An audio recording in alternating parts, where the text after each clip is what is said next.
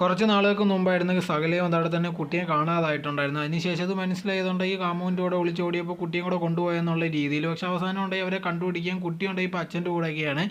അതേ സമയത്തുണ്ടെങ്കിൽ ഒരുപാട് social media ഉണ്ടെങ്കിൽ ഈ സകലയുണ്ടെങ്കിൽ സപ്പോർട്ട് ചെയ്ത് രംഗത്ത് വരുന്നുണ്ടായിരുന്നു. അവളുടെ ഒരു തെറ്റുമില്ല, അവൻ്റെ ഇല്ല, അങ്ങനെ എങ്ങനെയാണെന്നുള്ള രീതിയിലൊക്കെ പറഞ്ഞ് ഒരുപാട് രീതിയിലൊക്കെ സപ്പോർട്ട് ചെയ്ത് ഒരുപാട് ആൾക്കാർ വരുന്നുണ്ടായിരുന്നു. ആദ്യ സമയത്തുണ്ടെങ്കിൽ ഈ ഭർത്താവിൻ്റെ ഇല്ല തെറ്റെന്നുള്ള രീതിയിലായിരുന്നു പറഞ്ഞിട്ടുണ്ടായിരുന്നു. അവനുണ്ടെങ്കിൽ അവനും അവൻ്റെ കുടുംബം ഭയങ്കരമായിട്ട് സകലയൊക്കെ ഉപദ്രവിക്കും എന്നുള്ള രീതിയിലൊക്കെയായിരുന്നു പറഞ്ഞിട്ടുണ്ടായിരുന്നത്. അതിനെ തുടർന്നാണ് ഓടിപ്പോയെന്നൊക്കെ പറഞ്ഞു. പക്ഷേ ഇപ്പോൾ ഉണ്ടെങ്കിൽ അവർ വേർപിരിഞ്ഞു അല്ലെങ്കിൽ അടിച്ച് പിരിഞ്ഞു എന്നുള്ള രീതിയിലുള്ള ഒരു ന്യൂസും വരുന്നുണ്ട്.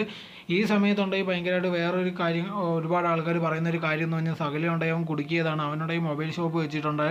ഇതേണക്കൊണ്ടെങ്കിൽ അവളുടെ ഫോൺ കൊണ്ട് കൊടുത്തപ്പോൾ പല ഫോട്ടോസും എടുത്ത് അതിനെ ബ്ലാക്ക് മെയിൽ ചെയ്യുന്നതെന്നുള്ള രീതിയിലായിരുന്നു വരുത്തിയത്. അതുകൊണ്ടാണ് സകലയുണ്ടെങ്കിൽ പോകേണ്ട ഒരു അവസ്ഥ വന്നത്.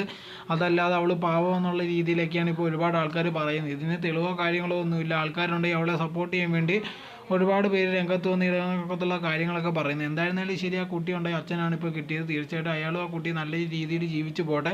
ഇനിയുണ്ടെങ്കിൽ അവളെ ജീവിതത്തിലേക്ക് കൊണ്ടുവന്നാൽ തീർച്ചയായിട്ടും ഉണ്ടെങ്കിൽ അത് പ്രശ്നം മാത്രമേ ആവത്തുള്ളൂ.